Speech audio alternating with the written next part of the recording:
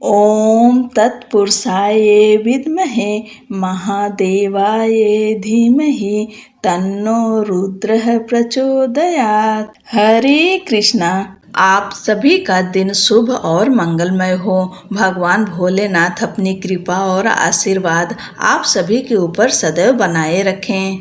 प्रिय भक्तजन, आज श्रावण मास महात्म्य के 23वें अध्याय का श्रवण करेंगे। आप सब इसके पहले की कथाएं नहीं सुने हैं तो जरूर सुन लीजिए। सावन के महीने में श्रावण महात्म्य, सावन मास की कथा अवश्य सुननी चाहिए। अगर आप शुरू से कथा नहीं सुने हैं तो भी अभी भी समय है, आप पूरी कथाओं को अवश्य सुने। इससे भगवान भोलेनाथ और माता पार्वती की कृपा आशीर्वाद सदैव बनी रहती है। 23वें अध्याय में कृष्ण जन्माष्टमी व्रत का वर्णन है। आप सभी भक्तजन का आज की कथा में स्वागत है। भगवान भोलेनाथ का ध्यान करते हुए आप सब इस कथा को सुने। ईश्वर बोले, हे सनत कुमार, श्रावण मास में कृष्ण पक्ष की अष्टमी को चंद्रमा में अर्धरात्रि में इस प्रकार के शुभ योग में देवकी ने वसुदेव से श्री कृष्ण को जन्म दिया। भारत के पश्चिमी प्रदेशों में युगादि तिथि के अनुसार मास का नामकरण होता है, अतः श्रावण कृष्ण अष्टमी को भाद्रपद अष्टमी समझना चाहिए। सूर्य के सिंह राशि में प्रवेश करने पर इस श्रेष्ठ महोत्सव को करना चाहिए। सप्तमी के दिन अल्प आहार लें। इस दिन दंत धावन करके उपवास के नियम का पालन करें और जितेंद्रिय होकर रात में शयन करें। जो मनुष्य केवल उपवास के द्वारा कृष्ण जन्माष्टमी का दिन व्यतीत करता है, वह 7 जन्मों में किए गए पापों से मुक्त हो जाता है, इसमें संदेह नहीं है। पापों से मुक्त होकर गुणों के साथ जो वास करता है, उसी को सभी भोगों से रहित उपवास जानना चाहिए।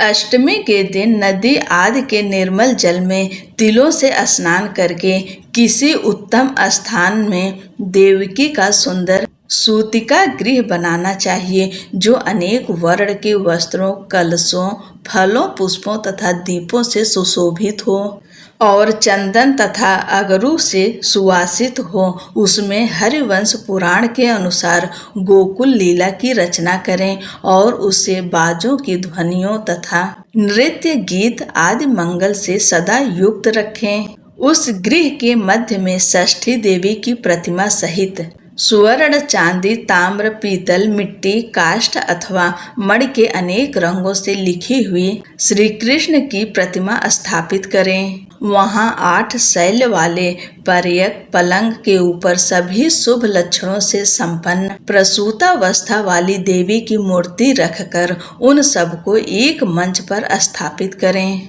और उस पर्यंक में स्तनपान करते हुए सुप्त बाल स्वरूप श्री कृष्ण को भी स्थापित करें। उस सूतिका गृह में एक स्थान पर कन्या को जन्म दी हुई यशोदा को भी कृष्ण के समीप लिखें।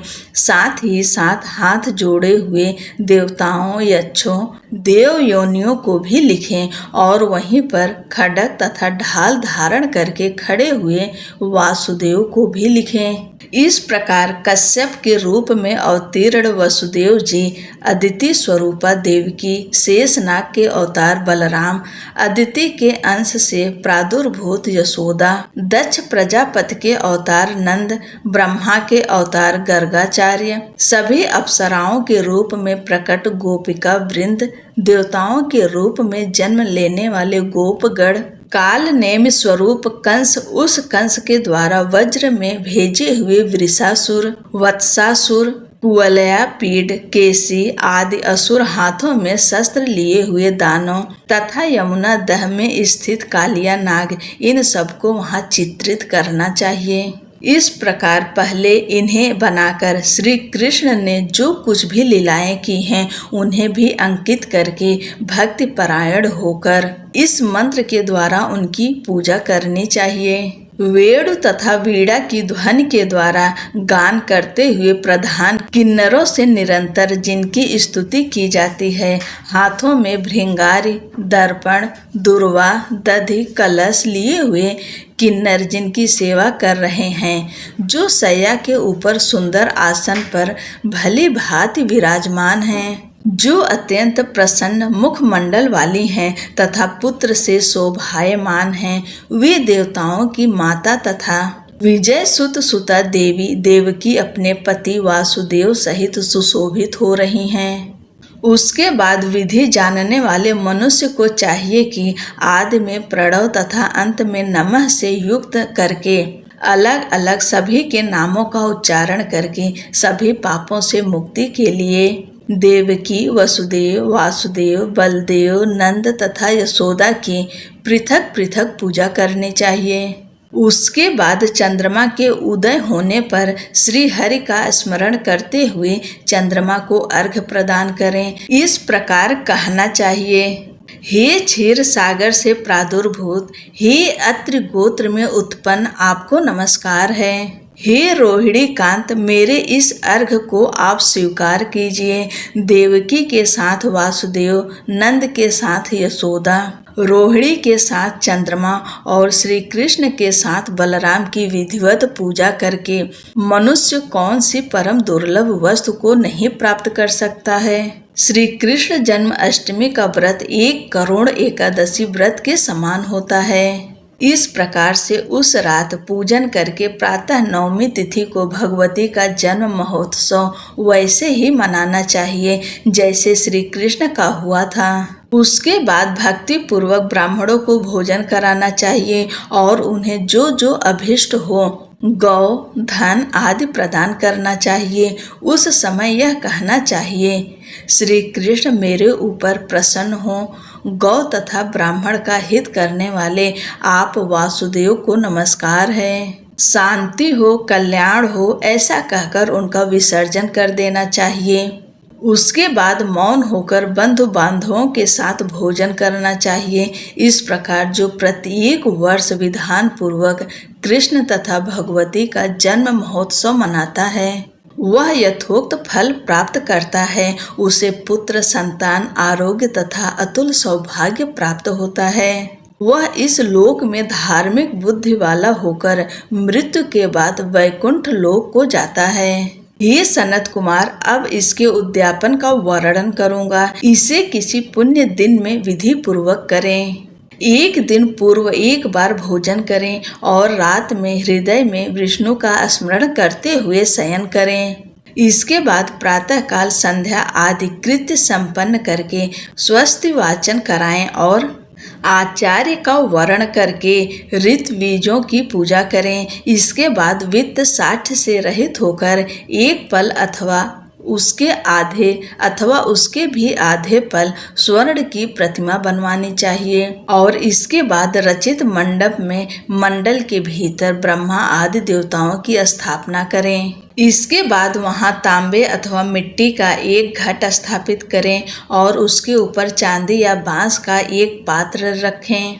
उसमें गोविंद की प्रतिमा रख कर वस्त्र से आच्छादित करके व्यक्ति 16 उपचारों से वैदिक तथा तांत्रिक मंत्रों के द्वारा विधिवत पूजन करें। इसके बाद शंख में पुष्प, फल, चंदन तथा नारिकेल फल सहित शुद्ध जल लेकर पृथ्वी पर घुटने टेक कर यह कहते हुए देवकी सहित भगवान श्री कृष्ण को अर्घ्य प्रदान करें। कंस के वध के लिए, पृथ्वी का भार उतारने के लिए, कौरवों के विनाश के लिए तथा दैत्यों के संहार के लिए आपने अवतार लिया है।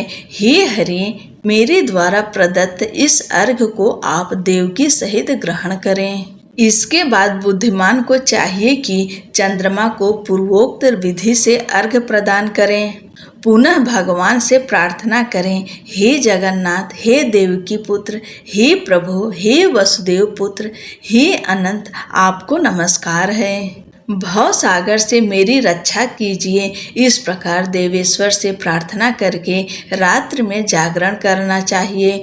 पुनः प्रातः काल शुद्ध जल में स्नान करके जनार्दन का पूजा खीर, तिल और घृत से मूल मंत्र के द्वारा भक्ति पूर्वक 108 आहुति देकर पुरुष सूक्त से हवन करें और पुनः इदम विष्णुर्वि चक्र में इस मंत्र से केवल घी की आहुति देनी चाहिए। पुनः पूर्णाहुति देकर तथा होम से संपन्न करने के अनंतर आभूषण तथा वस्त्र आदि से आचार्य की पूजा करनी चाहिए। उसके बाद व्रत की संपूर्णता के लिए दूध देने वाली सरल स्वभाव वाली बछड़े से युक्त उत्तम लक्षणों से संपन्न सोने की सींग, चांदी की खुर, कांस्य की दोहिनी, मोती की पूंछ, ताम्र की पीठ तथा सोने के घंटे से अलंकृत की हुई एक कपिला गौ को वस्त्र से आच्छादित करके दक्षिणा सहित दान करना चाहिए।